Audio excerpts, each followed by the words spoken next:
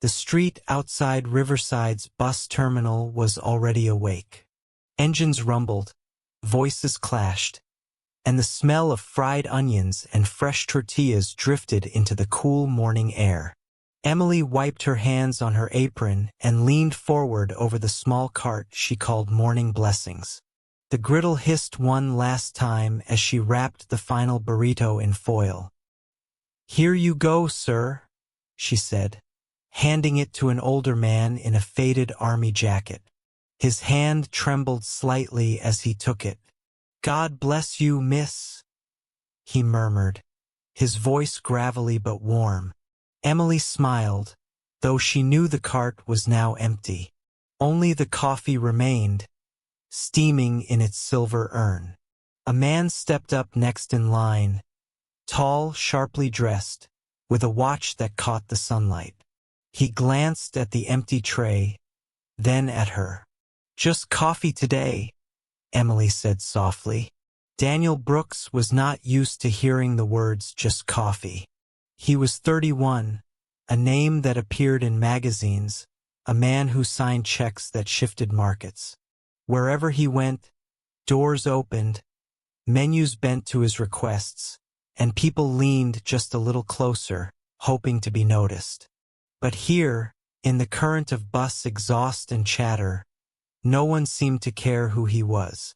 He stood behind the veteran, holding out cash like anyone else, and received not the last burrito but a plain white cup. Emily filled it quickly, sliding it toward him. Her hands were brisk, efficient, her apron stained with salsa. She didn't even look up. "Sugar's there," she said, nodding toward a small jar at the corner of the cart. For a second Daniel simply held the cup, steam rising into his face. He wasn't offended, not exactly. More unsettled. The morning rush spilled around him. Tired mothers tugging children toward buses, a delivery driver balancing stacked crates, 2 students laughing with backpacks slung low. No one turned their head when he passed. He stirred his coffee slowly, then glanced back at the woman behind the cart. She had dark hair pulled into a knot, strands escaping around her temples. Her cheeks were flushed from the heat of the griddle. She looked worn, but her movements carried a rhythm, like someone who had done this 1,000 mornings. Daniel hesitated, then stepped a little closer. "Still remember me?" he asked, voice low enough that it almost blended with the hiss of the urn. Emily froze. Just for a moment, her eyes flickered up to his, then quickly away. A customer behind him cleared his throat impatiently, and she turned to serve the next order, cheeks coloring. Daniel sipped his coffee. Bitter, too hot yet strangely grounding. He walked a few steps away but lingered near the bus stop, pretending to check his phone. In truth, he watched her. The way she smiled faintly at an old woman, the quick joke she exchanged with the delivery driver, the careful attention she gave to folding napkins. People came and went. No one noticed him, and for the first time in years, Daniel found himself curious about being invisible. The morning crowd thinned. A bus groaned out of the terminal, and with it went the noise of impatient footsteps. Emily wiped the counter with a damp cloth, shoulders finally easing. For a few precious minutes, the cart felt like her own small island in the current of the city. Daniel was still there. He leaned against a lamppost a few yards away, coffee cup cradled in both hands. His suit looked out of place beside the cracked sidewalk and bus schedules fluttering in the breeze. But he didn't leave. He just watched, quiet, like a man with nowhere else to be. Emily tried to ignore it, focusing on stacking paper cups, counting lids, anything to keep her hands moving. Yet when she glanced up, his eyes were still on her. Calm, steady, not mocking but too direct. Finally, she broke the silence. "Something wrong with the coffee?" He shook his head, lips curving faintly. It's stronger than what I usually drink. But no, nothing wrong. She nodded and turned back, relieved the moment was over. Then he said it again, softer this time, almost like a memory rather than a question. Still remember me? Emily's cloth paused mid-swipe. Her heart gave a small, inexplicable jolt. She looked up quickly. His expression was unreadable, a half-smile that could be charm or could be something else entirely. I'm sorry, she said, her voice firmer now. I think you've mistaken me for someone else. For a beat, neither moved. Then he gave a small shrug, as if her denial amused him. Maybe I did. He tipped his cup toward her in a half-toast before finishing the last sip. Emily turned away unsettled. She had dealt with strange customers before. Men who lingered too long, who flirted with clumsy bravado. But this was different. His tone hadn't carried the hungry edge she knew too well. It had sounded more like recognition, and that unnerved her most of all. By the time she looked back, he was gone. The only trace was the empty cup, neatly left on the cart's edge instead of tossed onto the sidewalk like most did. She stared at it longer than she meant to, her reflection warped in the rim. Shaking herself, Emily dropped the cup into the trash and began closing up for the day. Yet his words trailed her like smoke, clinging stubbornly no matter how hard she tried to dismiss them. Still remember me. That night, lying awake in her small apartment above a laundromat, Emily turned the phrase over in her head. She was sure she had never seen him before. Men like that, tailored suits, quiet confidence, did not come from her world. And yet, part of her wondered why the question had unsettled her so deeply. Perhaps it was the way he had looked at her, not like a stranger at all. The next morning, Emily wheeled her cart into place before sunrise.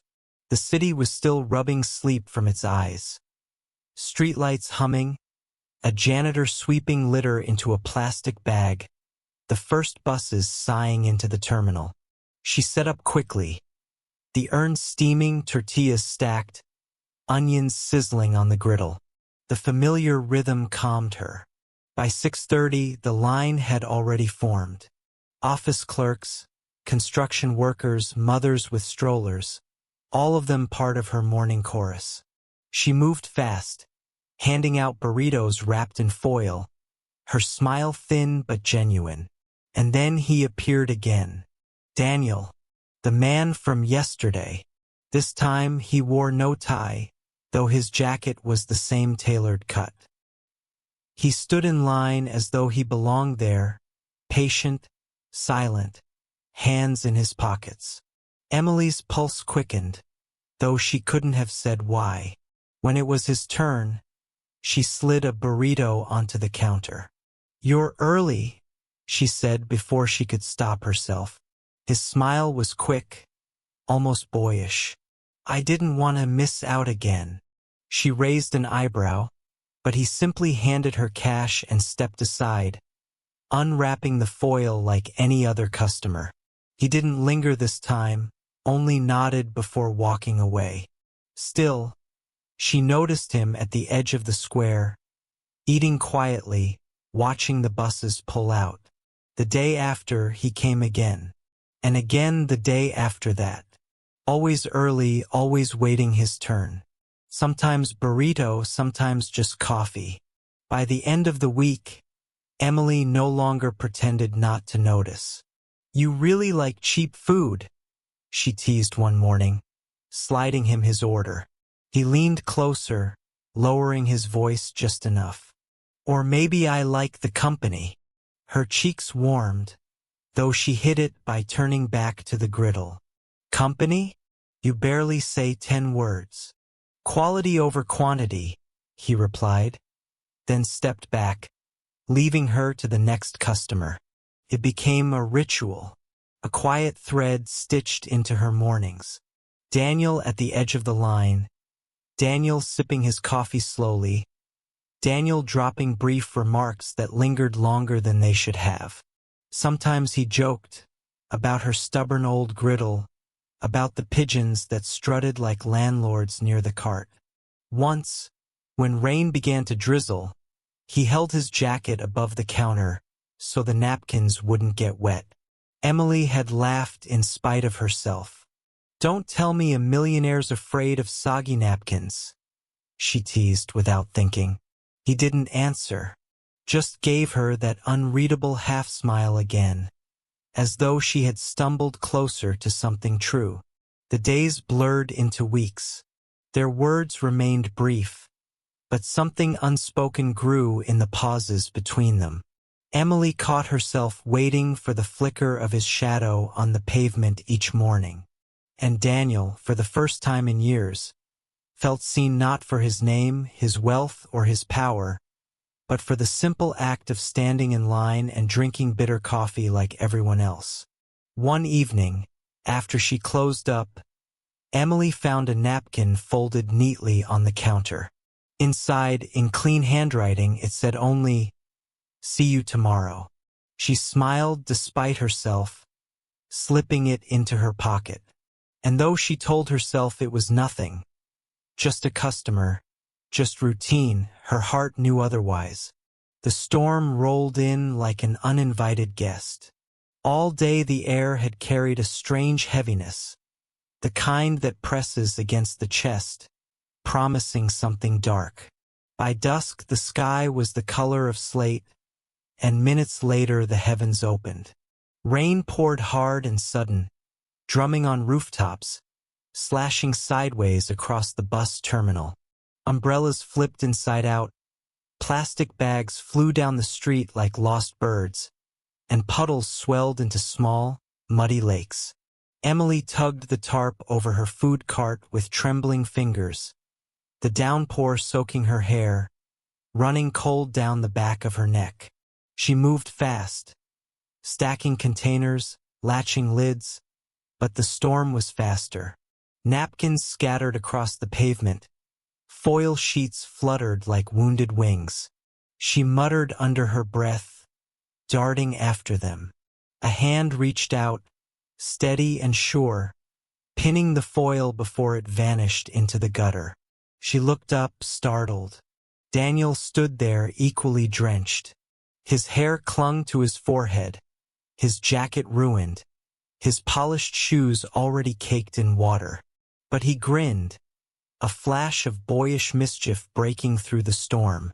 "You'll lose everything at this rate," he shouted over the rain.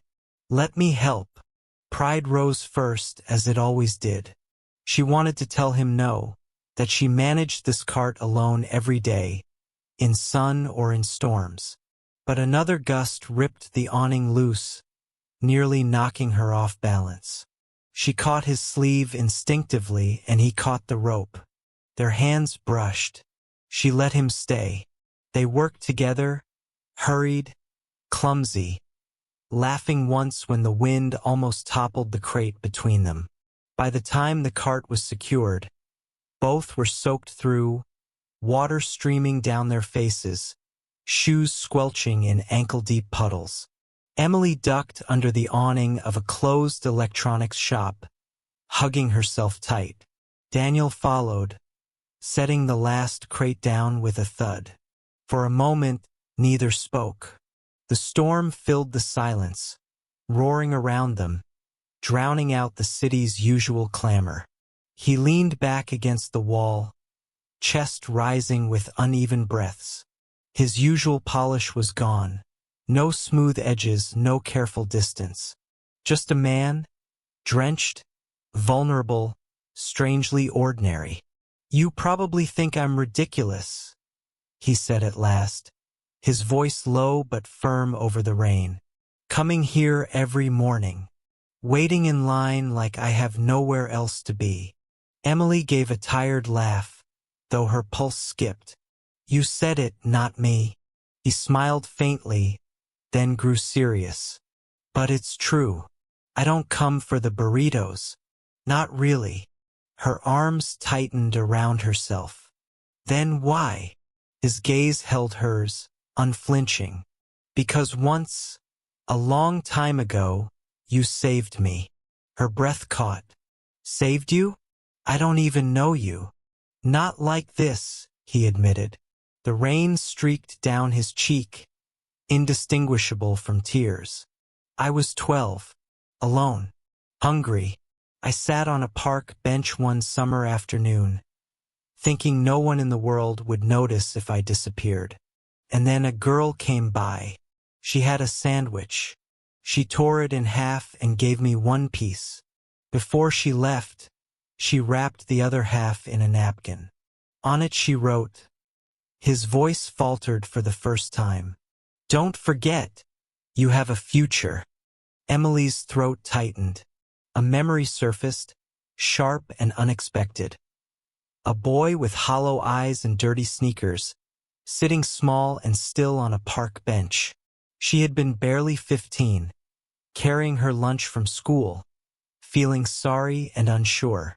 She hadn't thought of that moment in years, decades even. It had been nothing to her then, a fleeting gesture. Her voice was barely audible. That was you. Daniel nodded. His smile was fragile now, nothing like the confident mask she had seen before.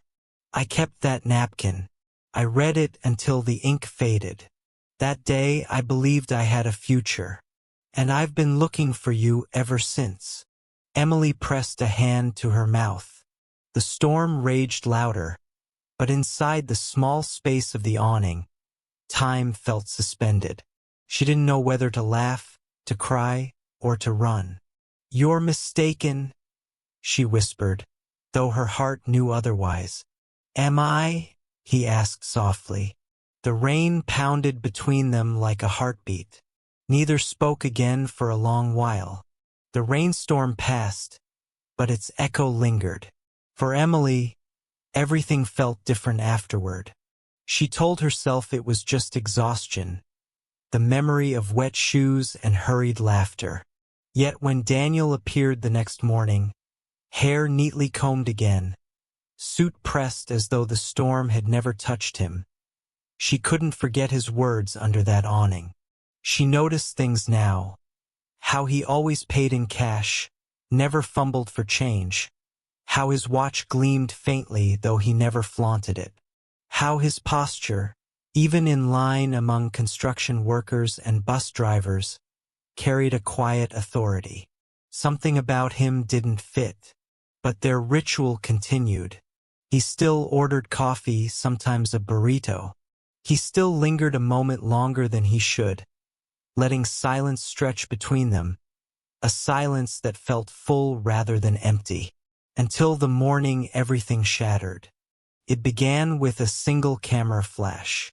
Emily was pouring coffee when she heard the click, saw the bright burst in the corner of her eye.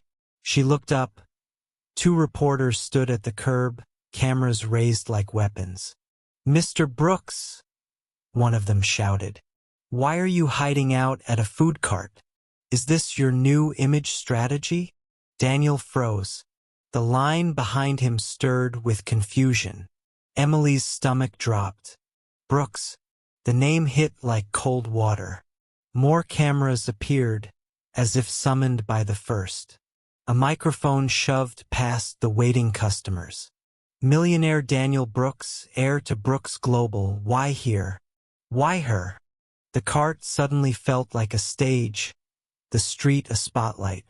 Emily stared at Daniel, her hand still holding the paper cup. His jaw was tight, his eyes locked on hers. He hadn't told her. Not once.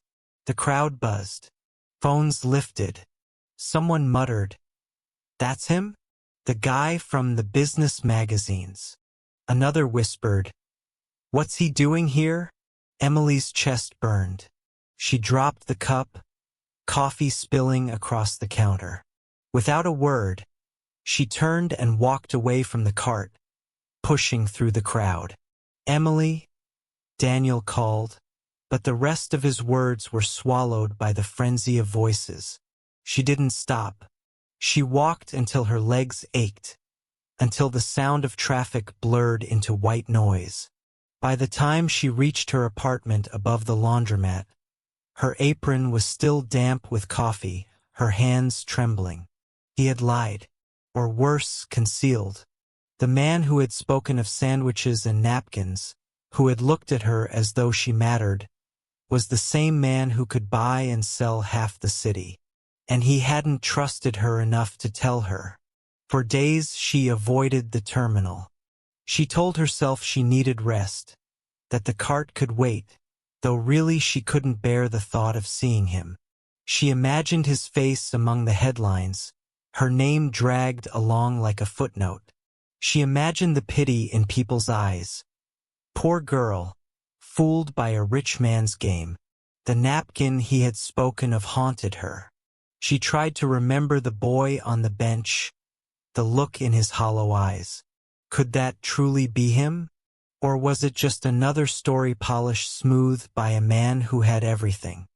Her heart twisted, torn between the memory of his voice in the storm and the truth of his silence afterward. For Emily, trust was fragile, and now it lay shattered at her feet.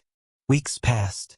The cart reopened, but Emily moved like someone carrying invisible weight.